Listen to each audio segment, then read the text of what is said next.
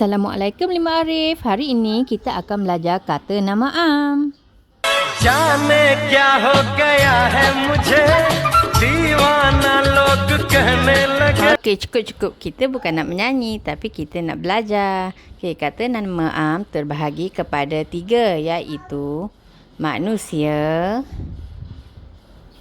haiwan dan juga benda. Baiklah, bagi manusia, contohnya adalah seperti polis, guru dan juga ibu. Cikgu silap tulis. Contoh bagi haiwan seperti kucing, harimau dan juga singa.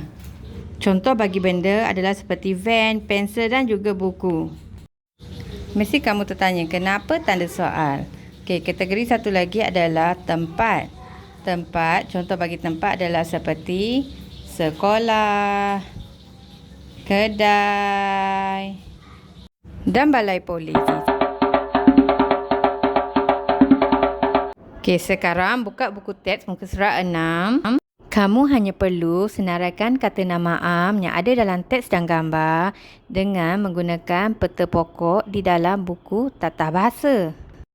Cikgu nak kamu perhatikan satu persatu dengan teliti.